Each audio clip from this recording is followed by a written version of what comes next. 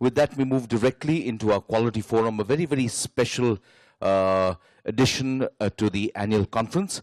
But before that, we'd like to say thank you to the many who have made this possible. IAA Bombay chapter is grateful to the partners and associates who have helped present IAA Annual Conference 2012.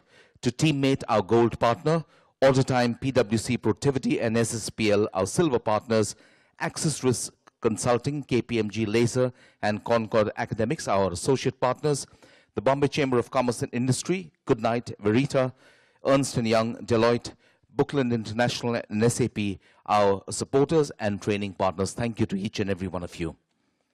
With that, ladies and gentlemen, we move directly into our Quality Forum, which focuses on quality in every aspect of internal audit from the perspective of all the stakeholders.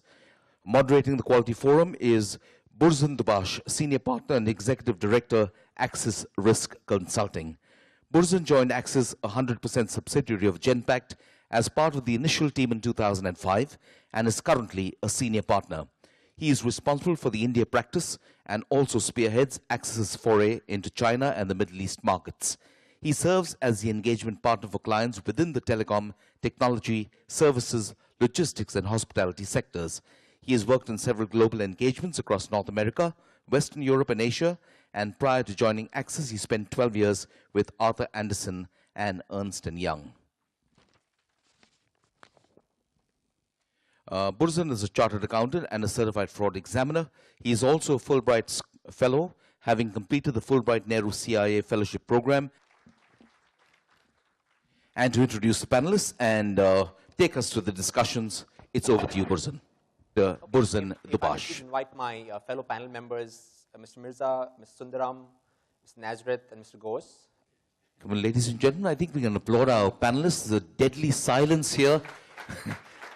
So please put your hands together and applaud them. We are in for a pleasant, very informative, and very enthralling evening. Over to you, Burzan. Thank you, and good evening, ladies and gentlemen. I think the sort of Quality Forum, we're going to focus on enhancing quality and thereby the relevance of the internal audit function. In many organizations, audit committees and management have differing expectations of internal audit. To add to this, business models are also getting increasingly complex, even as organizations redefine their value chain and go global. Regulators have also become a lot more active, not just in rule setting, but refreshingly in monitoring implementation of them as well. And shareholder activism, though still at a very nascent stage, is beginning to take roots in our country. However, through these dynamic changes, organizational focus to meet financial reporting and corporate governance requirements continues to receive the highest level of attention from audit committees and management alike. A quality internal audit function can provide a balance between protecting and enhancing enterprise value by taking a holistic approach to risk management across the enterprise and providing independent and objective assurance with value-added advice. This Teammate Quality Audit Forum will discuss this conundrum by examining it from the eyes of an audit committee member, from the eyes of top management, from audit firms, and of chief audit executives, the privilege of whom I have on this panel. With this as the context, I'm very pleased to welcome our panel members. And let me start by introducing Mr. Naushad Mirza, who is now a professional independent director. Mr. Mirza began his career in 1967 with S.R. Bartley Boy, Ernst & Young, and was with them until his retirement in 2003, at which time he was heading their assurance division. Since 2003, Mr. Mirza has been involved in the movement for improving governance in the corporate sector and has also been involved in propagating knowledge of the threat to humankind from climate change and an appropriate response to it. Mr. Mirza is currently an independent director on the boards of Tata Power, Thermax, Emphasis, Food World, and Health and Glow, and he represents the Jardine Matheson Group in India. I have invited Mr. Mirza on this panel to share his thoughts on the topic from his perspective of being an independent director on several boards and his experiences of working with independent directors to improve corporate governance standards in India. Welcome, Mr. Mirza, and thank you for being here. To my immediate left is Mr. D. Sundaram, currently Vice Chairman and Managing Director of TVS Capital Funds. Mr. Sundaram's experience spans corporate finance, business performance, operations, governance, mergers and acquisitions, talent, people management, and strategy. Mr. Sundaram served in Hindustan Unilever Limited as corporate accountant, commercial manager, and treasurer till 1990. He served in various roles, and in May 1999, he was promoted as the finance and IT director of HUL, and in April of 2008, was elevated as vice chairman of HUL. In all, Mr. Sundaram has more than 34 years of experience with Hindustan Unilever Limited and is a two-time winner of the prestigious CFO of the Year for the FMCG Sector Award by CNBC TV 18. Mr. Sundaram is also an independent director on the board of State Bank of India and a member of the Board of Governors of the Institute of Financial Management and Research in Chennai. Given the various hats that Mr. Sundaram has worn through his illustrious career, I am hoping that we get the benefit of his perspectives on quality of the internal function from being a senior business leader across two very well-respected corporate groups. Thank you for being part of this panel, Mr. Sundaram. On my right is Mario Nazareth. He just received an award, so congratulations, Mario. As you would have heard, Mario is an Executive Vice President, Corporate Management Services at M&M and is the Group Chief Internal Auditor. He has extensive experience in working in a number of businesses in M&M in the areas of taxation, accounts, corporate restructuring, and finance. Prior to his appointment as the Group Chief Internal Auditor, he concurrently headed the Secretarial Department of M&M and his group companies and the finance and accounts function of the infrastructure development sector. He's been closely involved in developing the group policy document for corporate governance, an area in which he received international exposure through selection for the Eisenhower Fellowship Program. I have requested Mario to share his thoughts on this topic from his perspective of being the head of internal audit across a large Indian multinational.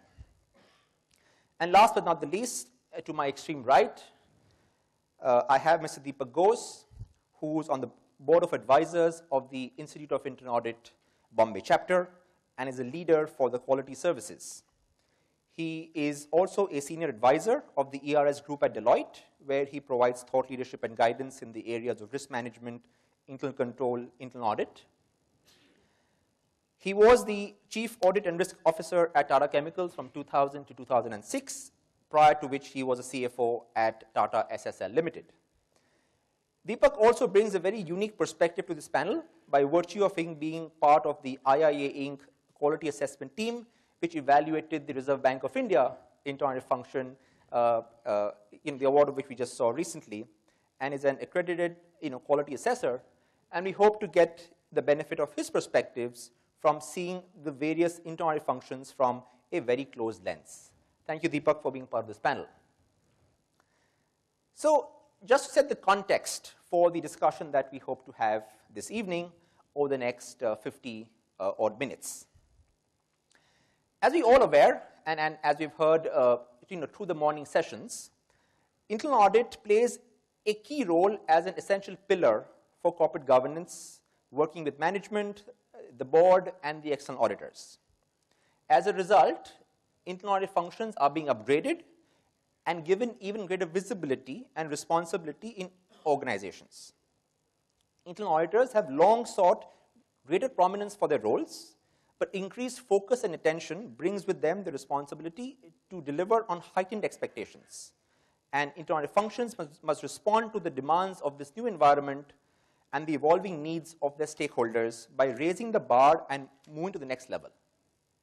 The IIA has an internal audit process maturity model which provides guidance on the what, which is required as an internal audit function moves up the 5-level maturity curve from level 1 through to level 5.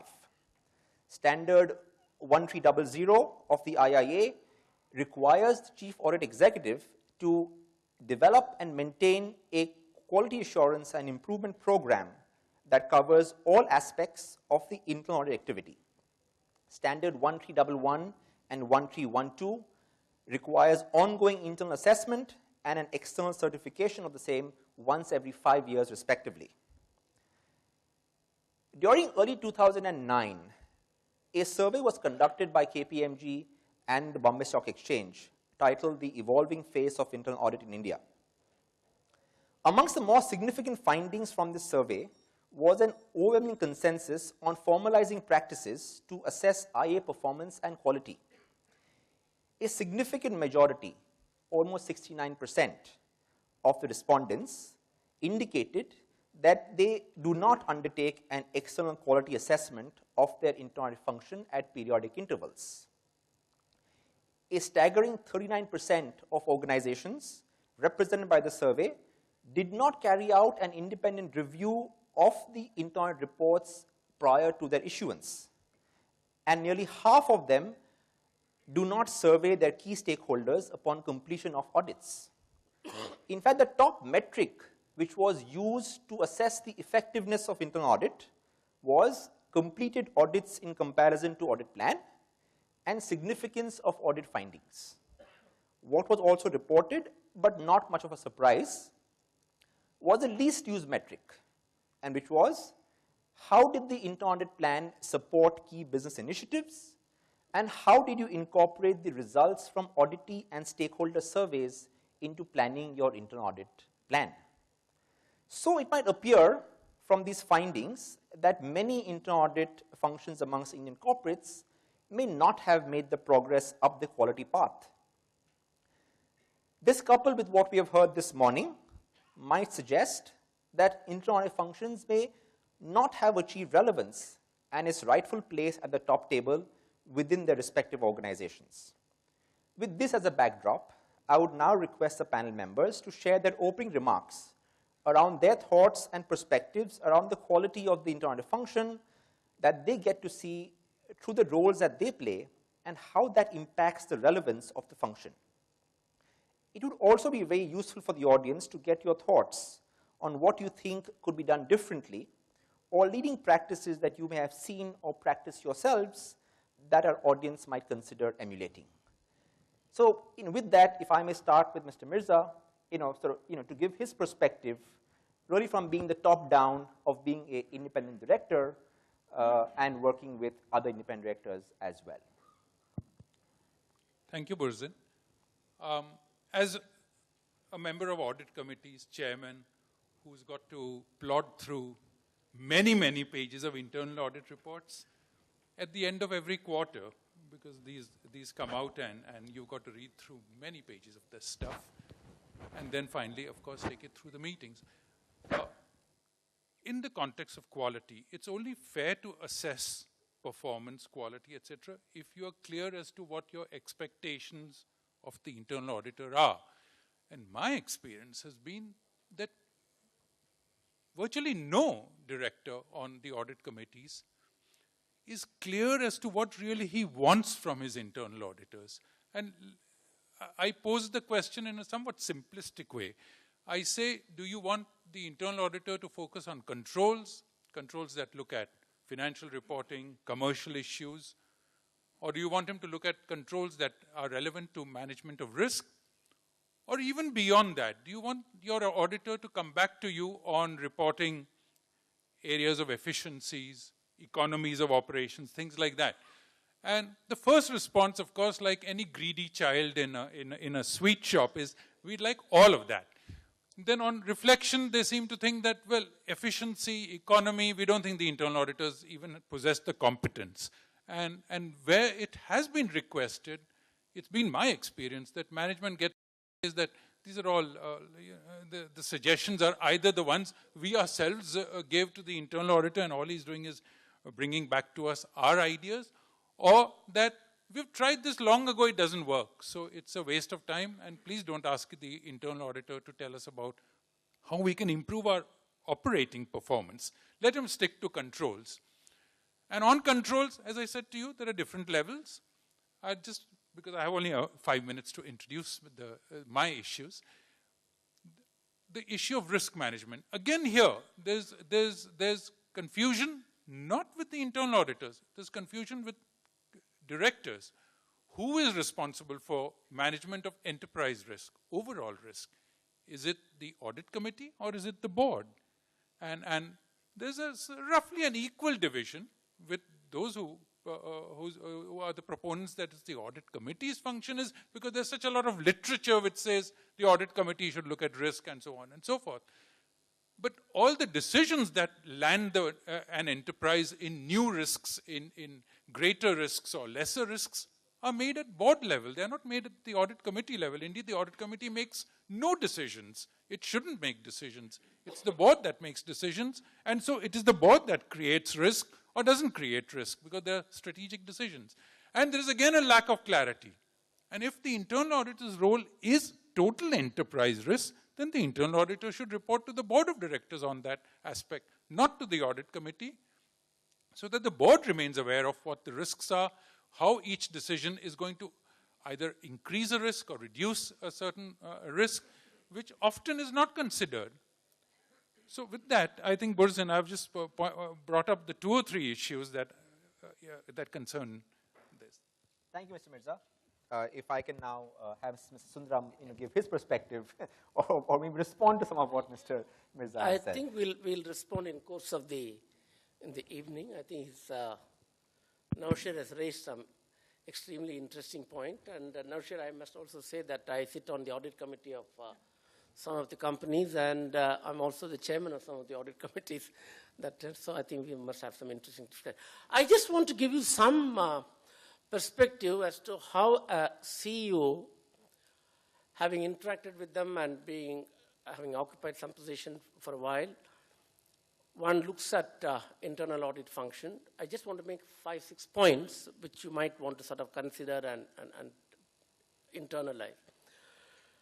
First, I think that it is very important for the company management and the CEO to appreciate that internal audit is not an extension of finance function. It is a management function. It's a management process. So because it's a management process, it's a very integral part of risk management. It's every CEO's job to be responsible for risk management. He reports to the board. The board monitors the risk management issues. But ultimately, these have to be delivered and executed through the CEO.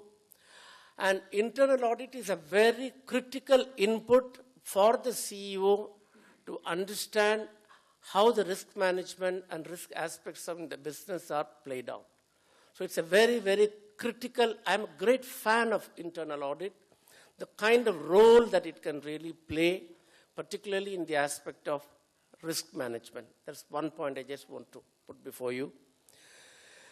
The second one, I think, is that I have observed very often and into CEOs and some of the CXOs, they tend to take the internal audit points as if they are performance appraisal of them.